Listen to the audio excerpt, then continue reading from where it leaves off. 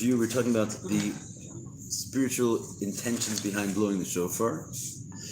We said that this is the Alter Rebbe's explanation of the Baal Shem Tov's Kavanas. So we started talking about the idea that the Zohar speaks about the notion of joining the kol and the dibor, the voice and the speech, and it says that these are like klal and prat, right? That you have the general and the specific, and there's nothing in the specific that doesn't come from the general, and the general is merely made out of the specific. So these two things need each other. And the idea is that the kol, the official kol, is called the hevel halev. It's basically the voice straight of the heart. And we said it's a very spiritual, refined expression, which actually doesn't really make sound, right? And in order for and whereas the speech, the actual dibur, is like the chopping up of the letters, right? And in order for these two things to come together, which are really incomparable to each other, because if you don't make sound, what are you going to chop up?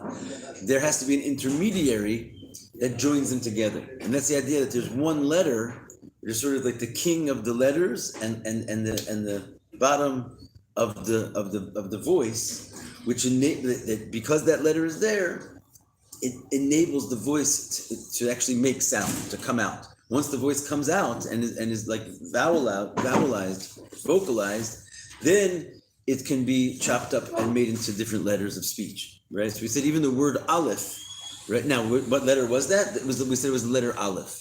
But we said it's not the actual spoken word aleph, because the word aleph, when you speak it out, is already part of dibor, right? It's not the pure kol, because when you want to say the word aleph, right, you have to say aleph lamed pei, and it's basically like a whole little speech. So we're not talking about the speech of aleph, right? We're talking about the original sound of aleph, like the origin of the aleph. That is this intermediary. That's pretty much what we got up to yesterday. Should we go on here?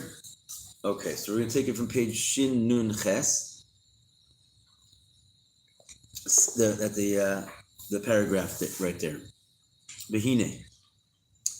Al pi arov, right? In general, ein b'kol hapashut ayotzi mehevel alev rak havaras os aleph dafka. That in general, when this sound that comes out of the heart, right, it can only express one letter, and that letter is an aleph specifically. We said yesterday, theoretically, it come out as a da, pa, fa. In other words, you can slap a consonant on the top of it, but none of those consonants, any other letter than aleph actually brings it to existence other than the aleph itself. It could be any vowel under the aleph, a, e, a, etc.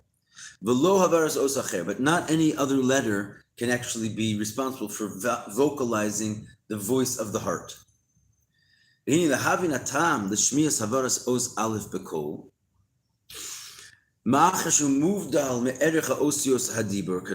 what's the reason why you can hear this letter aleph actually vocalized, right?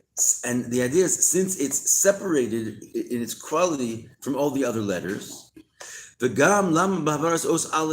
why is it specifically the aleph? In other words, why is this one letter able to be vocalized on its own without and where the others cannot? And why is it specifically an aleph? So he says, in order to understand this, and we're not going to get back to this question for quite some time, right? But in order to understand this, we have to bring our first preface. There's going to be, later down the line, there's going to be one more preface. And when we have these two prefaces together, we'll start to make sense of our lives here. But in the meantime, we have to preface one thing, which is b'chol hishavus davar midavar. Anytime you're going to have one existence coming out from another existence, one thing producing another thing, shenikra mashpia makabel, and that relationship is called mashpia and makabel, right? The giver and the receiver. So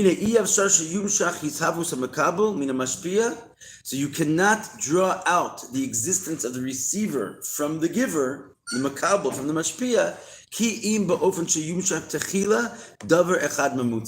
until you first produce one thing which is called the intermediary. So this is a general principle from any time you're going to have a mashpia and makabel. There is no giving of the mashpia to the makabel, and there's no even really producing the makabel itself, one thing coming out from another thing. right? We're not just talking about two people that are already existing, and one's called your mashpia and one's a makabel. We're talking about the idea of one thing coming and stemming out from another thing. That's certainly called the makabel, the receiver for this thing, which is like its generator. In order for that process to ensue, it can't happen until one thing comes out first before the process, which is called the intermediary. She kalul mechinas mahusa mashpia bechinas mahusa makabel. And what is unique about that thing? That intermediary contains something of the essence of the mashpia and something of the essence of the makabel inside of itself. That's what enables the process to go to the next stage, because there is this intermediary. And now that you have that intermediary has been produced, now it's possible to give over influence from the mashpia to the makabel. If that thing wasn't there, then the mashpia would forever remain aloof and unable to come down into the constraints of the makabel. Right? So it's a necessity for the flow to take place from one to the other. There has to be something that enables the hashpah to actually enter into the dimensions of the makabel, and that is going to have to be this one thing which has both of them inside of it. The mashpia, the intermediary, the mamutza, it's called. Sometimes they talk about this idea of the Turgaman in the Gemara. Right? What's a Turgaman? Targum? Yeah, it's a Matargim. What was the Matargim's job?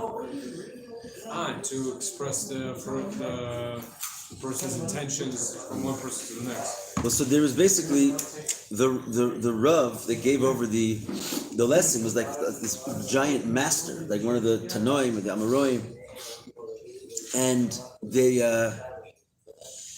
And basically, they always used to stand someone by them called the Maturgaman, which was the interpreter.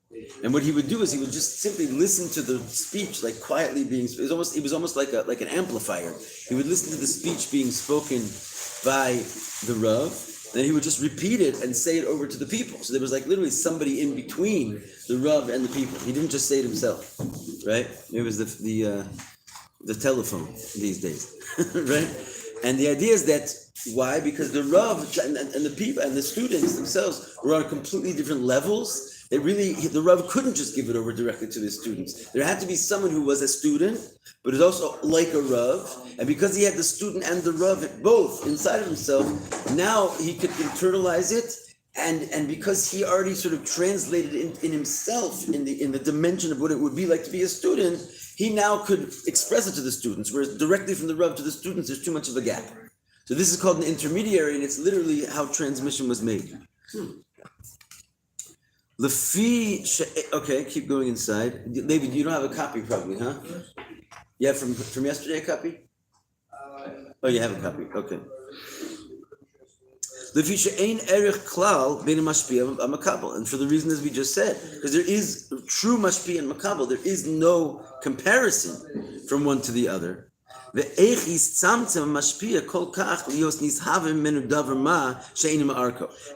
point is, how can the mashpia contract himself so much in order to bring forth from himself something which is not at all at his level? It's like he's being asked to produce something which is so infinitely below him. It doesn't naturally come out of him. He's too aloof, he's too high to engender such a thing which is completely below his level. Wow. But it's possible if he first produces something called an intermediary.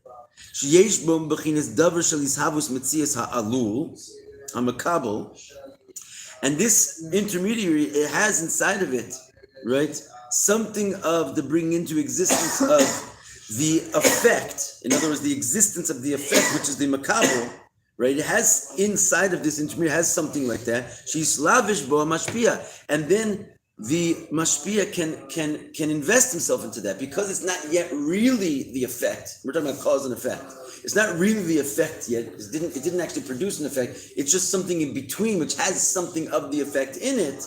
So that is not yet at the level which is completely incomparable to the mashpia because it didn't go that far down. So since it's not gone completely to the stage of the receiver, but it has an element of the receiver in it, but it's still on the level of mashpia. That is a level that the mashpia can now interact with.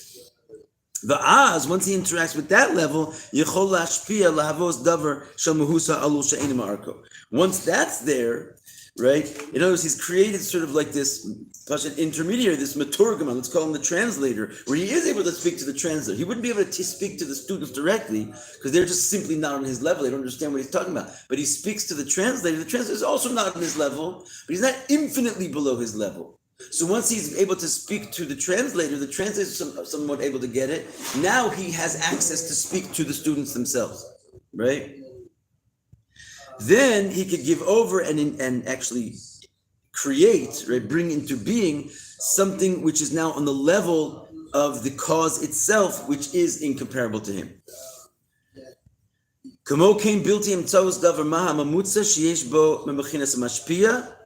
And the other way around.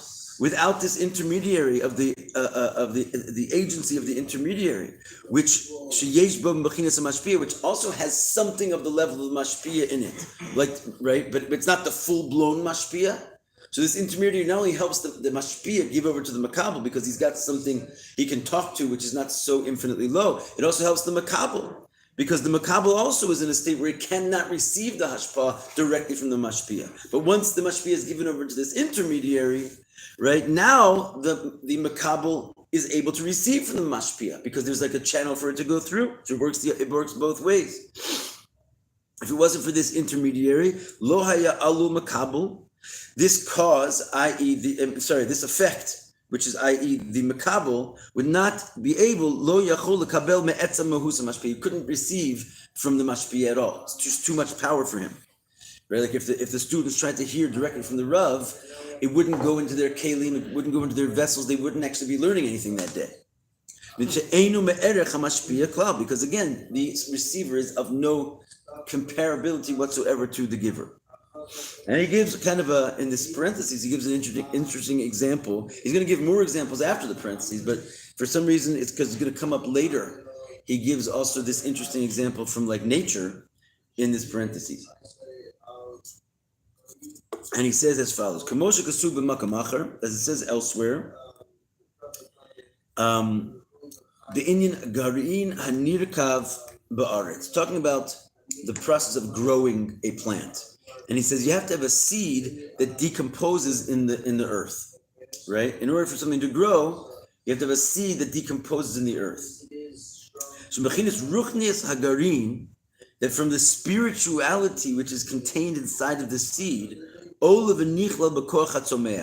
right? So what is the seed? Is there spirituality in the seed? The seed is basically like a piece of domain in a certain sense. It's inanimate object, right? But it has, of course, all like the intellect and the design and the blueprints for whatever it is, an apple tree, an orange tree, a pear tree, whatever. There's like something like crazy going inside of that seed. But in the meantime, it's really not yet released. So there's like a spiritual DNA, right, inside of the seed. And then the seed is also encased in physicality, right? So there's like the spirituality of the seed and the physicality of the seed. The spirituality is like the information, so to speak, that is contained in the seed. And he said that the spirituality of the seed, it has to ultimately its function is to elevate and be included, get absorbed inside of what we call the koach hatzomeach. What is the koach hatzomeach? The power of growth. Where is that found? The dirt. Seeds. No, in the ground, right? The ground itself is like, it's not what you think. It's alive, right? Whoa. It produces life, right? It's crazy. You can have like a handful of seeds, and all of a sudden you just have like a forest, right? And the truth is, if you look at it in a deeper sense, even the animals in the creation story, they came out of the ground, right? It says in Gan Eden, like full loaves of bread would come out of the ground. Like really, we don't.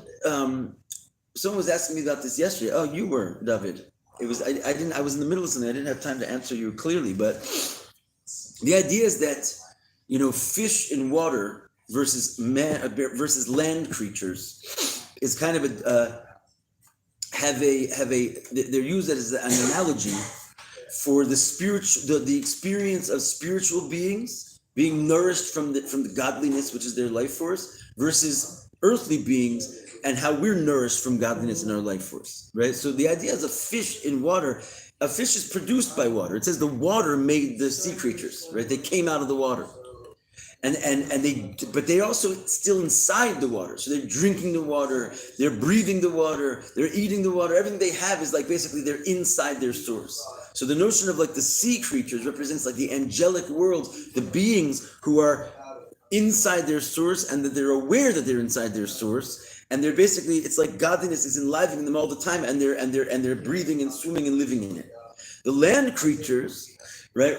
We also come from the earth and we eat the earth. We can't live for 1 second without the earth. We're also like fish in the sea. It's just that we like pop out of it and we like, hi, earth down there. We think that we're separated from it. And this is a metaphor for land creatures who are constantly being enlivened from Hashem. We're swimming inside of Elokus, but we have a disconnected reality where we feel like we're separate from our source, right? So in general, that's just like a metaphor for maybe for another time. But the idea is that here too, right? The power of the earth, it grows us. It grows everything. It grows our food. It grows our, right? All the air that we breathe ultimately comes from it. Every piece of clothing you're wearing comes from it. Your shelter comes from it. Like you just don't realize it. But the point is, it has this unbelievable power that's vested into it. And because it's the earth, because it's Malchus, because it's like the bottom of all the spheros, it says in Chassidus Kabbalah, the highest levels fall and get lodged into the lowest levels. So we find that there's almost a power of Yesh Mi'ayin, the greatest gift of God, basically, which is the unique power that is only found in the Chei Kabore, like the chest of the Creator alone, and no other creature has, which to produce something from nothing. You see a very strong element of that in the ground. It just produced, here's an apple, right? Here, and in the early days, like here's a lion, here's a loaf of bread. It just has the ability to produce something from nothing. So this awesome power, which is inside of the earth, is called the Koach HaTzomeach, right?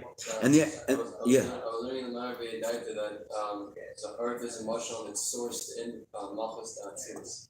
The earth is a mushal? It's a mushal, but even deeper, it's sourced in Malchus Datzilus. It's like a perfect mushal for Malchus Datzilus.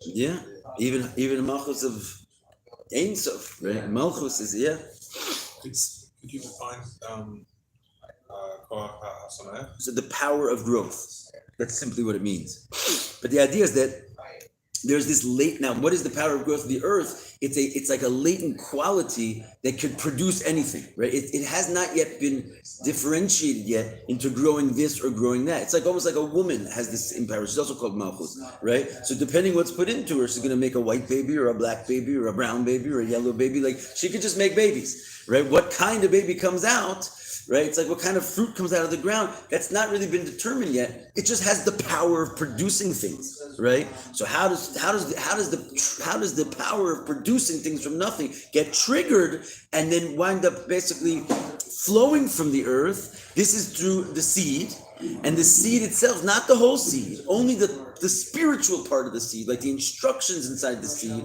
which are supposed to then, when the seed decomposes, it releases its spiritual part that gets absorbed inside of the power of growth. And now the power of growth has like a catalyst, much like this aleph that we're talking about. That's why he's bringing it here, right? The idea is that the heart cannot really make sound, even though it's the source of all sound, right? It's like the breath of the heart is where sound comes from, but it's so high and refined. It's like the power of growth that really can't even do anything unless there's something that like gives it a way out to express itself. And in a seed, this is the spiritual instructions of the seed. In the voice, it's like the spiritual aleph, the mamutza, the intermediary, which allows the infinite power to actually have some way of expressing itself, right? How is the power of growth going to become an apple? They're so far away from each other. The notion of just like this infinite power contained in Mother Earth and this little apple, right? So in order for them to even have something to do with each other, the power of growth has to have like a release point, right? Which that release point has to be an intermediary somewhere between releasing this growth power and as tiny as this little apple that's going to be in your hand. So this is the seed, right? It has a measure of both, the spirituality of the seed, right, is somewhat similar to the spirituality of the power of growth. So it lets it out, but then since it has its finite properties, which are apple-like, it lets it out and it can actually mashpia and create something which is totally incomparable to it, which is a apple tree, right? So it's very much a perfect analogy. Let's see it back inside though, because I kind of gave the whole thing away before we read it. So he says this is the spirituality of the seed gets absorbed into the power of growth. Dahainu koach hatzmicha shabo, which is the power that the earth has to grow things. Uamamshich koach hatzomecha ruchni latzmiach mechadash chita gashmis. So so I actually a little bit mistranslated. So he says this spiritual power of the seed gets absorbed into the power of the earth. What is the spiritual power of the seed? It's the power of the seed that can grow. So that has like a similar language with the growth of the earth, because inside of the seed there's something that can grow, right? So that thing it's like the aleph, right? It has something to do with the source. So that thing now that power of growth in the seed can draw out the awesome power of growth in the ground and make something new happen, i.e. he says here not an apple tree, but a grain of wheat. Because through the spiritual power in the seed, that is close enough of a partner for the power of growth to invest in. If it would just be to an actual apple, right, or the actual coarseness of the physical seed, the power of growth has nothing to do with that. It's apples and oranges, right? It's too far away. The power of growth cannot come into contact with this like clumsy seed, but the seed disintegrates, right, and it sort of like hatches this power of growth inside the seed. That already is something of a common language with the power of growth in the ground. It can then utilize that power of growth to come out and mashpia. And then it can mashpia further into something finite, like an actual piece of grain, and bring out something physical. Because the power of growth is as far from physical as you can be. It's a spiritual power. What's going to make this spirituality manifest as physicality? So this intermediary, right, where it has a little bit of spirituality, but it also has the directions and the information of the plant. So this is exactly what we're talking about. The mashpia and the makabel need first something in between them, which has properties of the mashpia and properties of the makabel. Then the makabel has the ability to handle the power of growth, and the power of growth has a common partner to express itself to something that can receive it. Right? B'dugma l'davar. Okay, that was an example. But now after the parentheses he says, I'll give you an example of this matter. So that apparently was not example enough. And he takes a little bit more of a spiritual example, right? That was a very concrete physical example. This is something more of these powers of the soul.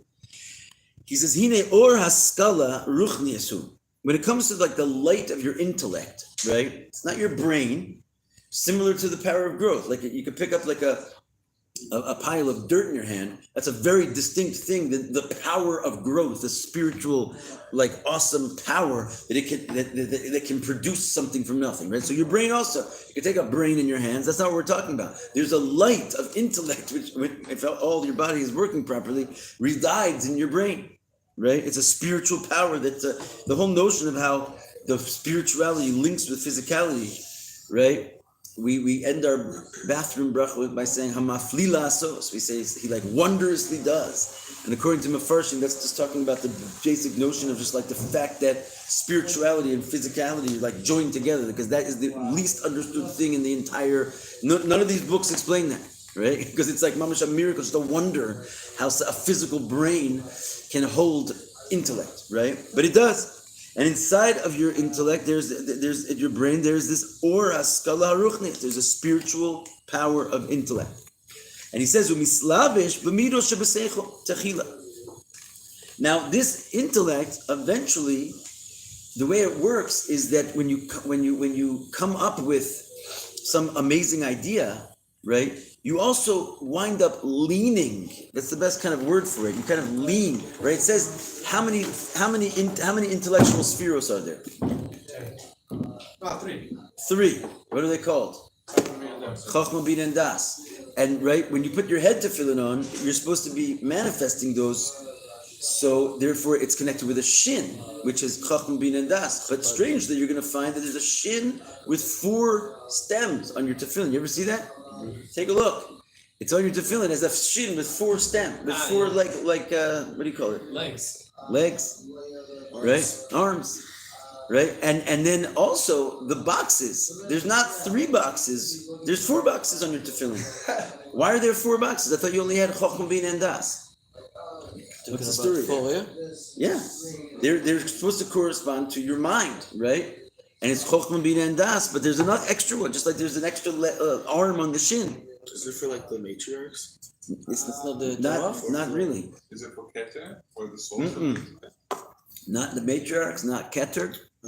What's that pesky extra box doing there? Yosef, you know? Are you with us? No. Is it Malchut? Nope. Actualization. What's that extra box? I'll give you a secret. There's only chokhmah bina and das. Okay. So what's the extra box? Das splits into 2. Upper and lower das. Not upper and lower das, believe it or not. It's right and left das. There's das that leans to chesed. There's das that leans to gevur. Because what is das? The general das obviously has a tremendous level of definitions. But like on the street, if you ask someone what's their ma daitcha al inyan, what's your das on the matter? It means what's your opinion on the matter, right? And so the idea is that the intellect, it does not stay. There's different aspects of the intellect, right? There's the aspect of the intellect which is like the right brain, the chokhmah, which is sort of like capturing imagination and new ideas that come in. Then there's the idea of like the mechanical, mathematical usage of the logic of the mind, which is the bina, where you're sort of going to break the idea down into its parts. But then there's an interesting third aspect of the intellect, which is like you forge an opinion.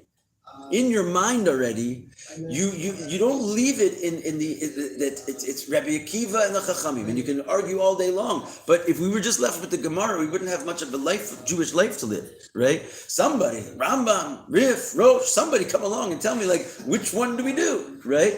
And sometimes they'll argue on that. This one comes to the conclusion we're going to go like this way, and this one comes to the conclusion we're going to go this way. Why they lean to one side or the other, interestingly enough, it actually has to do something with like the nature of their soul. It says like Shammai, he just came from the left side. Every time he saw an argument, he was drawn to pulling the opinion to the left. And Hillel, every time he saw an argument, he was drawn to pulling the opinion to the right. It just came something from their soul, like they were built that way. Nonetheless, there is in Das, the ability to forge 2 opinions, right? So it's not chokhmah bina das. Das is actually 2, because the nature of das is that the thing can come down and so to speak have an opinion form.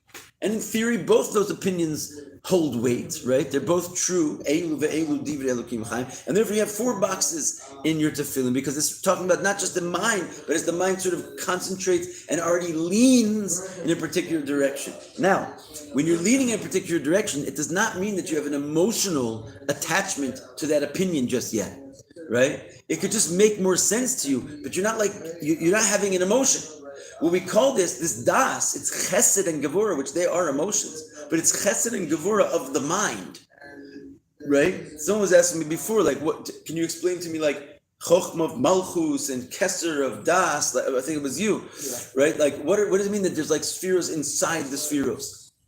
And the idea is like each sphera represents sort of like a process of like a stage in a process. Right? So when you're getting to chesed and gevura, the idea is that you don't have to, even though the chesed and gevura is categorically different than chokhmah and bina, because chesed and gevura are emotions, which are categorically different than chokhmah and bina, which is intellect. Nonetheless, there's something called chesed and gevura of the mind, right?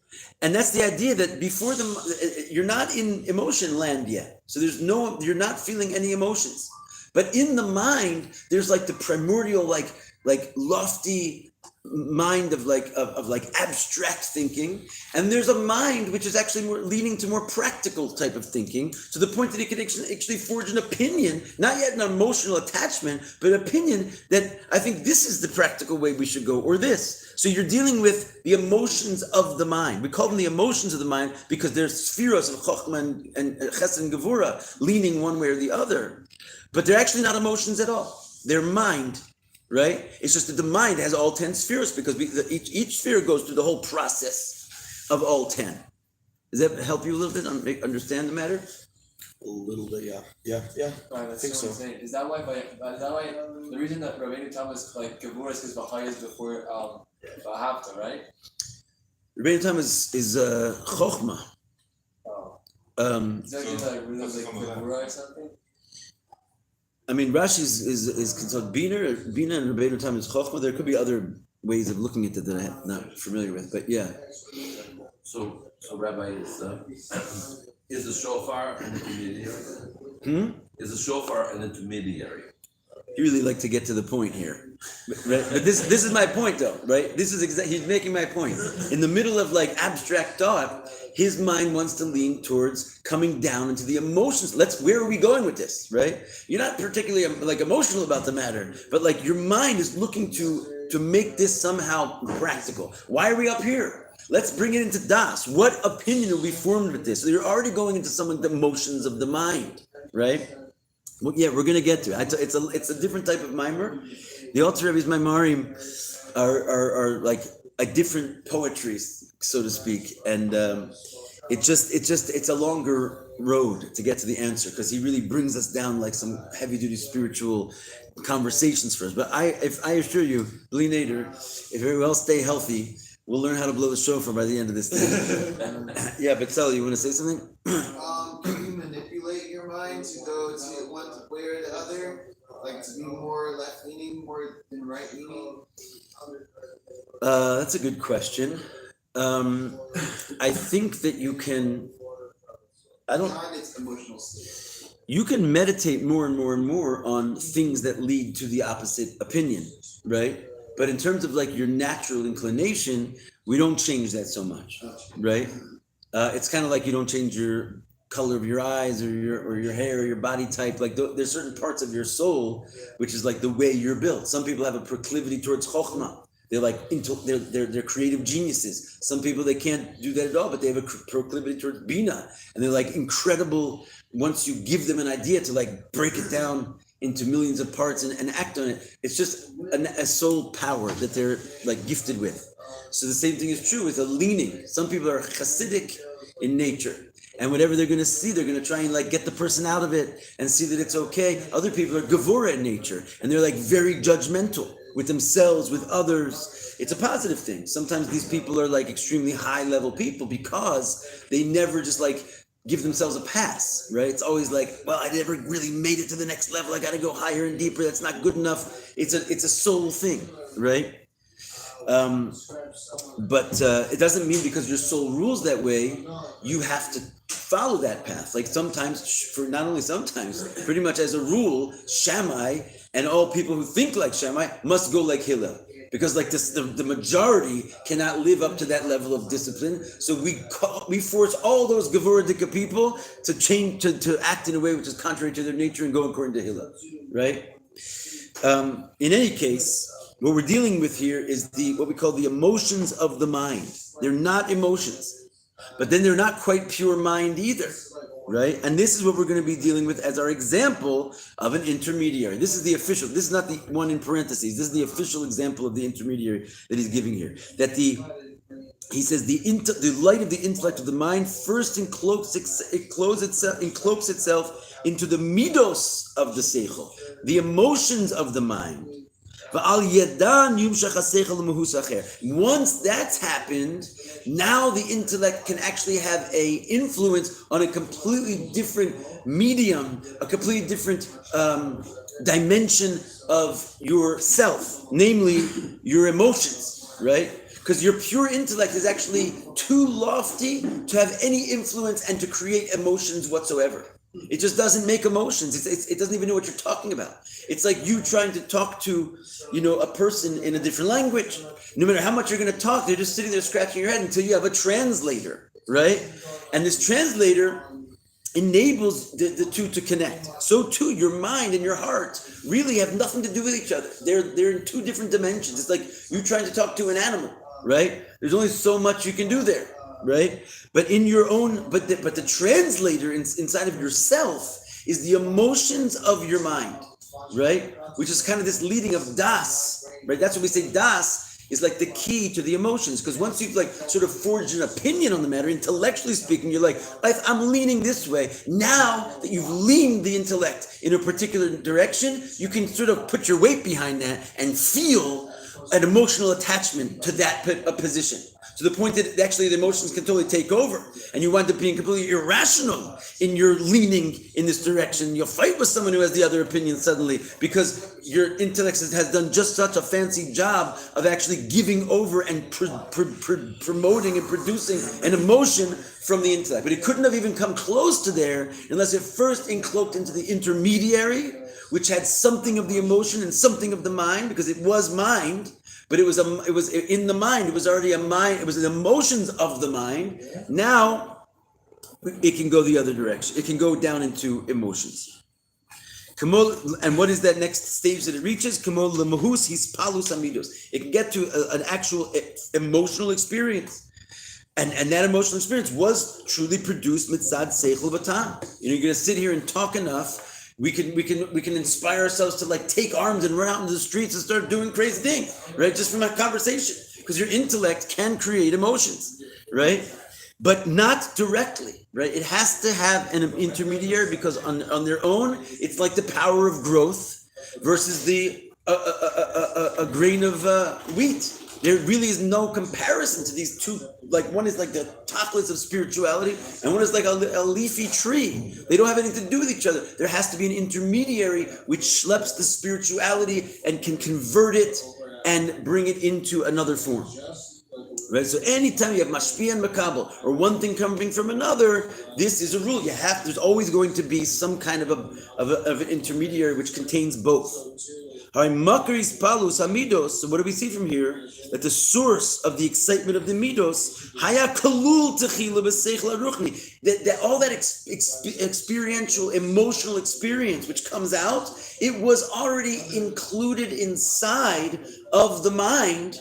But when it was included inside the mind, it was of a completely different nature. It was the emotions of the mind. It wasn't emotions yet.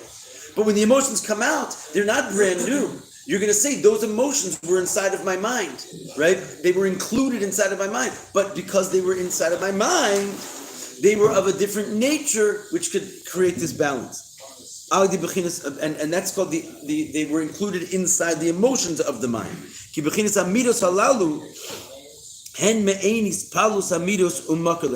So those emotions of the mind, they are likened to the actual excitement of the midos, in the sense that they're the source of that excitement. The mind alone is not the source of any excitement. The midos of the mind will be the source of your actual excitement and emotional realm, right?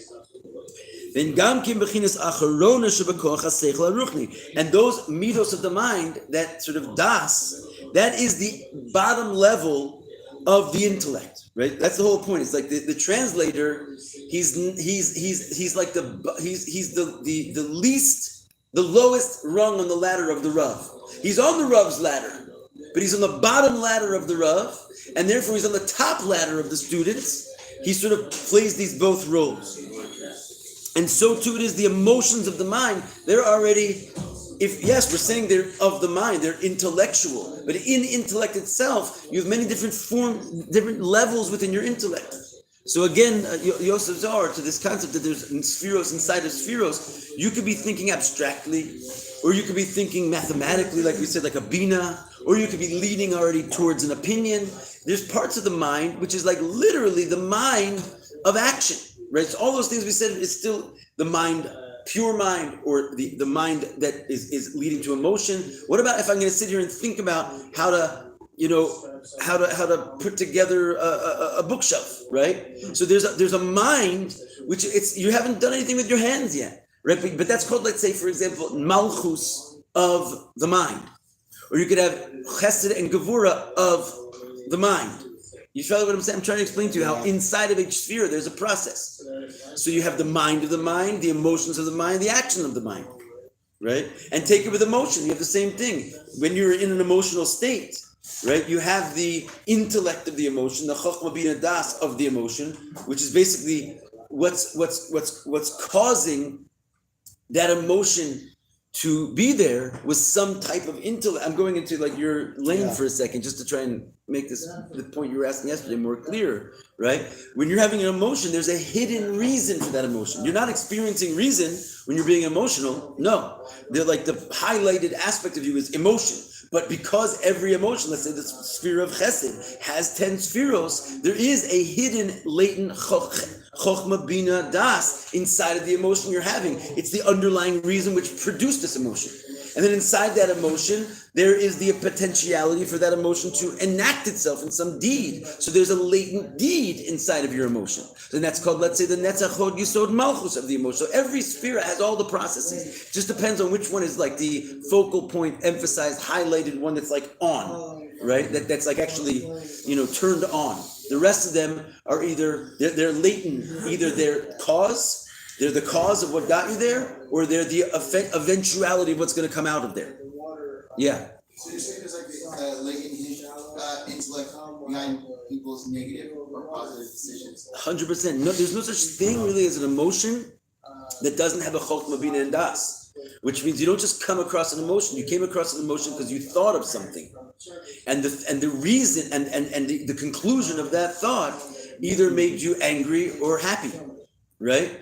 And that's what in Hasidus we talk about this a lot. Like, catch yourself on that thought level, and you'll be a much happier person because you don't realize that you're like in these loops of depression or anxiety or whatever. They're not just happening by accident. There's things you're thinking about which like lead you to that conclusion, and you really should stop yourself from having those types of thoughts at the peak of it, right? So you lead yourself to other conclusions. Like an original idea or thought that now I'm producing.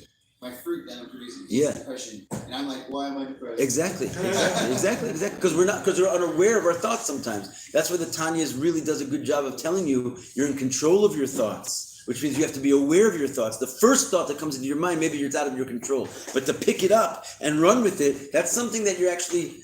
It could be unconscious, but it's willfully being done. Yeah.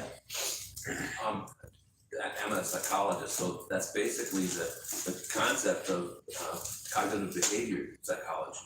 Right. Is to look at the connection between the thoughts and the emotions, and that's what I think the Rebbe was talking about. Yeah. There was a big, I think, first of all, it was a known relationship between Freud and all the, and Rebbe Rashab.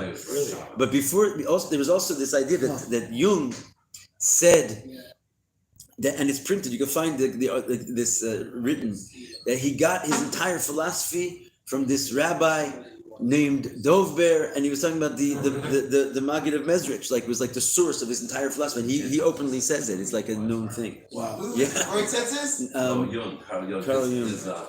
His number one student or something like that, or opponent. Yeah, you had your hand up. Yeah. Yeah, so it's fair to Daniel, welcome.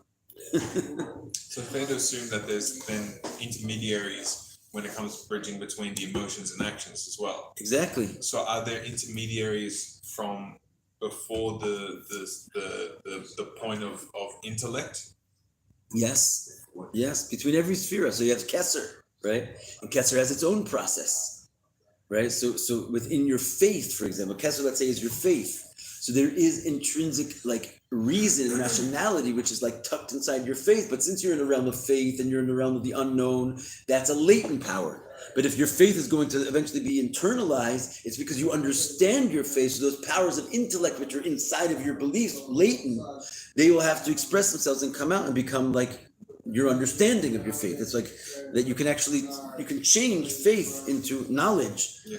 And then you have new faith, right? So this is how that works, because you have, even in the powers beyond your intellect, you also have a process of intermediaries. So instead of like having to deal directly with the intellect and let's say errant thoughts and things like that of that nature, you could go one step before that and try to deal with like faith or keter. The will. Yeah. You could, but there is a little bit of a difference actually. But now that you mention it, between the Kesser and the rest of the Spheros, the relationship between them works slightly differently. It's not cause and effect in the same way, because your will has like a sort of like control over all of your other powers that is not necessarily like a natural result of like what we call a hishtalshlus, is that like it just sort of trickles down and becomes this. But your willpower has like a trump card on all of your other powers. So actually it can like sort of supersede and like take control of other powers, even though they're not really like linear. And that's a much deeper conversation. Do you want to say something? So you said all the emotional attributes and spheres have within them like the intellectual attributes, and every sphere has all 10. Put it like this. it has all 10. So, but you made like, you know, like the thought, the attributes of intellect lead you to the attributes of emotion. Like how'd you say? You said like, you know, you have these thoughts, and then the attributes of intellect, right? If they go through their process, which is basically they need to go first through the emotion of the intellect, like we've been talking about in the Mimer, which basically means you think about it enough that you start to lean into a certain intellectually direction, not emotional direction. You just like start to see it that way. Then you've now got an intermediary, like a seed that you can put in the ground, which can now produce an actual emotion. You can actually get emotional, right? So your emotions are produced from the work that you do with your mind to create an opinion, right? Which doesn't happen overnight. If you're really going to take like an abstract idea, you have to go investigate it first. Forging an opinion is called just that. It's a forging of it, because you have to work to lean in a particular direction. First, Rabbi Akiva says this, the Chachamim said this, you really don't have an opinion. You have to go find out how you feel about this, right? And how your soul like leans in this direction. Then you come to that opinion. That opinion is now the emotions of the mind. And now that the mind is encloaked into the emotions of the mind can now fully produce an emotion. Directly from the mind to the emotion, it could not produce an emotion. But once the mind goes to the emotion of the mind, now the emotion of the mind can produce an emotion. The emotion of the mind. That's what we're saying. Like that's what we've been talking about this whole time. The stage in the intellectual process, which is not pure thought, but like I was saying in the tefillin, it's not the chokhmah and the bina, it's the das, which splits into two, chesed and gevura. Mm-hmm. Das itself already has chesed and gevura. There's already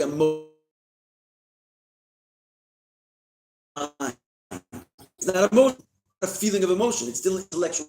It's the process of the intellect, which we call the emotion of the mind. This is like the whole thing would be like the intellect of the emotion that we're talking about. No, the intellect of the emotion is something else. That's when you're having a feeling. And there's a latent reason behind that feeling which you don't experience. This is called the emotion of the intellect, not the intellect of the emotion.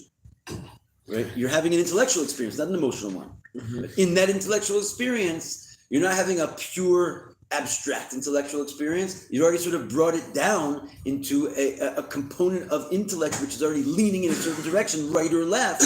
Right or left is like chesed and gevura. So that's like the emotions of the intellect. Right? Mm-hmm. So, how many like levels deep can you go on combining them? Is there just Chachma of Keter, or is there like Malchut of Chachma of Keter? It goes forever. This is like it's like chemistry or biology. Yeah. Like it's complicated. You keep going. Yeah. Wow. Okay. Cool. All right. We'll just do one more line here. We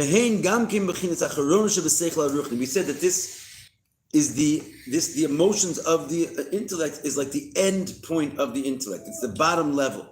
It's known that the bottom stage of the top level, that's what becomes the source for the bottom level. The bottom stage of the top level itself becomes the source for the bottom level. So in this case, what we're saying is the emotions of the intellect become the source of emotions. Right? It's not the intellect which becomes the source of the emotions. It's the bottom level of the intellect, the emotions of the intellect. Now that can become the source of the emotions. And that itself is what we call my friends, an intermediary. And he's going to take it down. We'll start next time. But he says, so too it is with the midos to the speech. Right? All we did so far is go from mind to emotion. But there's lower parts of you. Right? What about speech? Speech is like considered like almost like inanimate compared to your emotional experience. Speech is just, it's like a bunch of letters which are compared to like stones. You can rearrange the different patterns. They're not, the actual letters themselves have a very little life force in them, except for like what you're breathing into them through your emotions, right? So your emotions are carrying your speech. You can be emotional and not speak. If you want to be emotional and speak, it's because you're condensing your emotions into these like clumsy building blocks of letters, right? And so to go from emotion to the letters of speech is also a mashpia and makabel, which are also incomparable to each other and also can only be performed if there's some kind of an intermediary between them. And now we're getting to the point. What's the intermediary between your emotions and your speech? Who can remember the beginning of this mimer? What's the intermediary? It's this fancy aleph that we're talking about, right? That's what it is. The aleph is like the breath of the heart. Wants to talk, sorry, you're like mamish, like the power of growth, and you're like a tree. You got nothing to do with each other. So therefore, there has to be this intermediate which binds them. That's something that's like emotional enough to basically be the lowest level of your emotions, but then that can become the source of a completely different, distinct level called speech. And that's what we're going to deal with tomorrow, B'ezrat Hashem, the intermediary between emotion and speech. We're getting to the shofar, don't worry.